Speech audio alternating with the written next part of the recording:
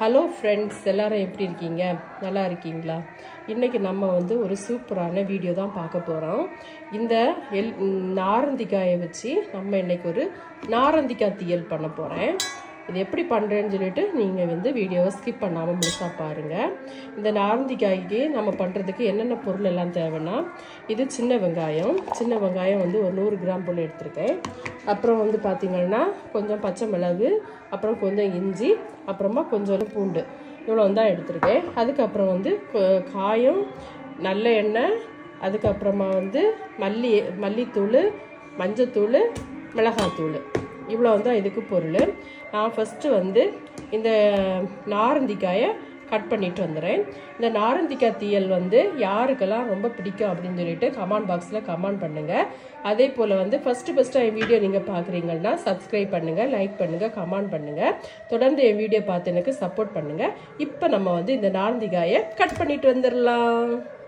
நாரந்திக்காயை வந்து நல்லா கட் பண்ணிட்டேன் பாருங்கள், இந்த மாதிரி கட் பண்ணியிருக்கேன். அதுக்கப்புறமா பச்சை மிளகையும் கட் பண்ணிட்டேன். இஞ்சி வந்து இந்த மாதிரி கட் பண்ணியிருக்கேன். அப்புறம் வந்து சின்ன வெங்காயத்தை இப்படி கட் பண்ணியிருக்கேன். பூண்டு வந்து கட் பண்ணலை, அது வந்து முழுசாக தான் போட்டிருக்கேன். ஏன்னா தீயலுக்கு வந்து பூண்டு வந்து முழுசாக போட்டால் நல்லா இருக்கும், அதனால முழுசாக போட்டிருக்கேன். இப்போ நம்ம வந்து இந்த பொருளை எல்லாம் வச்சு தீயல் செய்ய ஆரம்பிக்கலாம். வாங்க தீயல் செய்யலாம். ஸ்டவ்வை பற்ற வச்சு இதில் ஒரு பாத்திரத்தை வச்சுட்டேன். இதுக்கு மேலே வந்து இன்னைக்கு கொஞ்சம் வந்து நல்லெண்ணெய் ஊற்றிட்டு நம்ம வந்து இந்த நாரந்திக்காய் இருக்குது பார்த்தீங்களா, அதை வந்து ஃபஸ்ட்டு வந்து நல்லெண்ணெயில் வதக்கி எடுத்துருவோம். இது என்னென்னா வந்து நம்ம வந்து எல்லாத்தையும் வதக்கி தான் நம்ம வந்து செய்வோம். அப்போ வந்து ஒரு வாரம் வரைக்கும் நீங்கள் ஃப்ரிட்ஜில் கூட வைக்க வேண்டாம், வெளியில் வச்சு நமக்கு வந்து இந்த தீயலை வந்து லைட்டாக சூடு மாத்திரம் நீங்கள் பண்ணால் போதும். சூப்பராக வந்து வெளியில் வச்சே சூடு பண்ணி நமக்கு வந்து சாப்பிடலாம். ரொம்ப டேஸ்ட்டாகவும் இருக்கும். இப்போ நம்ம இங்கே பாருங்கள், பாத்திரம் வந்து சூடாயிட்டு இதில் நம்ம வந்து இப்போ கொஞ்சம் நல்லெண்ணெய் ஊற்றலாம். பாருங்க, கொஞ்சம் வந்து நல்லெண்ணெய் ஊற்றியாச்சு.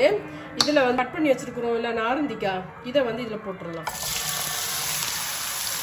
அதே போல் வந்து நீங்கள் வந்து நாரந்திக்காய் கட் பண்ணும்போது அதில் சீடு இருக்கும் பார்த்துடுங்க, வெத்து இருக்கும், அதை வந்து தூர போட்டுருங்க. அது வந்து கசப்பாக இருக்கும் நம்ம இதில் வந்து சேர்த்தோன்னா. அதனால் கட் பண்ணும்போது நம்ம பார்த்தல சீடு இருக்குதா அப்படின்னு சொல்லிட்டு பார்த்து தான் கட் பண்ணணும், சரியா?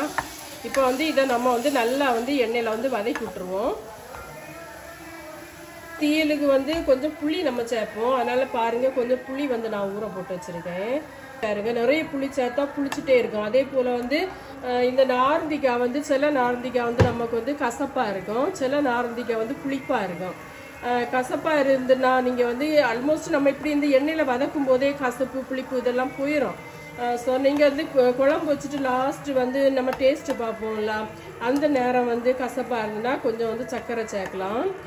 அது ரொம்ப நல்லா தான் இருக்கும். கொஞ்சம் ஸ்வீட்டாட்டு சாப்பிட்றதுக்கு ரொம்ப நல்லா இருக்கும். சிலவங்களுக்கு தீயல் வந்து கொஞ்சம் ஸ்வீட்டாக சாப்பிடணும்னு விரும்புவாங்க, ஸ்வீட்டாக சாப்பிட்டா நல்லா இருக்கும்னு சொல்லிட்டு விரும்புவாங்க. அப்படிப்பட்டவங்க லாஸ்ட்டு வந்து கொஞ்சம் வந்து சர்க்கரை சேர்க்கலாம், இல்லைன்னா அதை வந்து ஸ்கிப் பண்ணிடலாம், பிரச்சனை இல்லை. இப்போ நமக்கு வந்து இந்த நாரந்திக்காய் வந்து நல்லா கொஞ்சம் குக் ஆகிட்டுரும். அது இந்த நாரந்திக்காய் வந்து எங்களுக்கு ஒருத்தவங்க கொடுத்தாங்க, நாங்கள் ஊருக்கு வந்திருந்ததுனால கொடுத்தாங்க, இதை வச்சு செய்து சாப்பிடுங்க அப்படின்னு சொல்லிட்டு கொடுத்தாங்களா. அப்போ சரி நம்ம வந்து நாரந்திக்காய் வந்து நம்ம வீட்டில் எப்படி செய்கிறோமோ அந்த ஸ்டைலில் நமக்கு வந்து இதை வந்து செய்திடலாம் அப்படின்னு சொல்லிட்டு வீடியோவை எடுத்துட்டேன். பாருங்கள், சூப்பராக வந்து குக் ஆகிட்டு இருக்குது.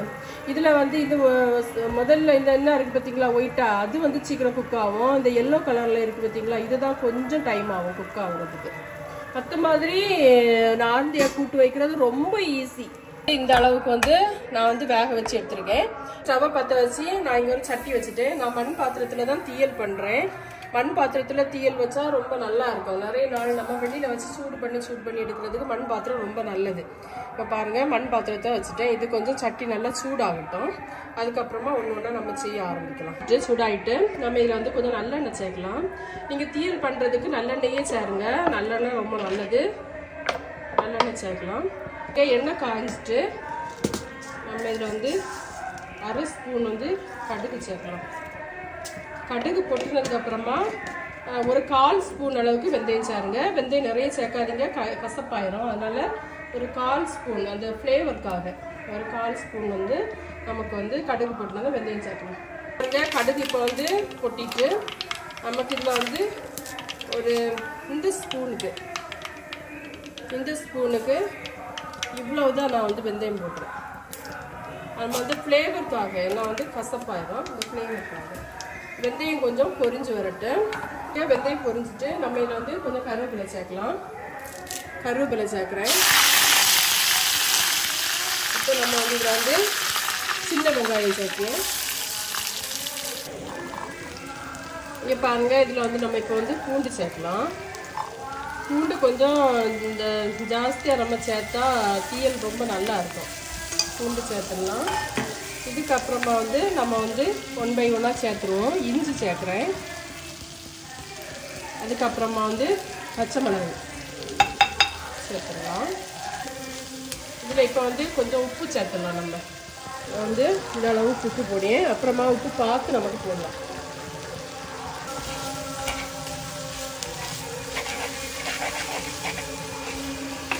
மசாலா சேர்த்துடலாம். இனி வந்து 1/2 ஸ்பூன் வந்து மஞ்சத்தூள், அப்புறம் வந்து இந்த ஸ்பூனுக்கு வந்து ஒரு 1/2 ஸ்பூன் வந்து மல்லித்தூள், அப்புறம் வந்து ஒரு இந்த அளவுக்கு வந்து மிளகாத்தூள். இவ்வளோத்தையும் போட்டு நல்லா கிண்டிட்டுருவோம்.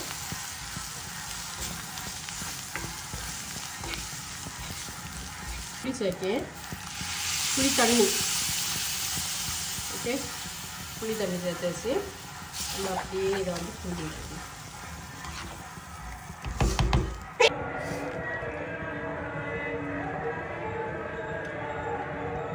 சூப்பராக இருக்கு. மசாலாவே அடிப்பொலி டேஸ்ட். காரம் மாதிரி இருக்குது. இது கூட எனக்கு கையில் வச்சு மாதிரி செம்ம டேஸ்ட். வாயில காட்டு நல்லா இருக்குன்னு சொன்னா அதை ஒத்துக்கணும். சூப்பரா இருக்கு. காரம் மாதிரி. இதுல வந்து வத்தல் மிளகு போட்டிருக்கேன். தாளிக்கு சமயம் போடல. இப்போ வந்து இது மிளகு வந்து தண்ணியில நல்லா ஊற போட்டு அப்படி இதுல சேர்த்துருக்கேன். இப்படி சேர்த்தாலும் ரொம்ப நல்லா இருக்கும். நீங்க தாளிச்சு சேர்த்தாலும் ரொம்ப நல்லா இருக்கும். நான் இப்படிதான் சேர்த்துருக்கேன்.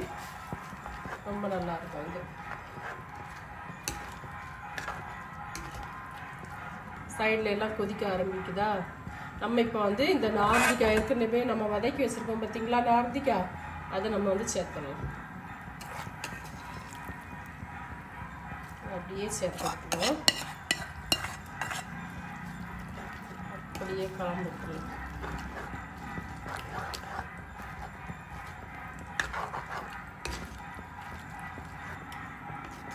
கசப்போ ஒன்றுமே இல்லை. இந்த நார்ந்திக்காய் செம்ம டேஸ்ட்டாக இருக்குது.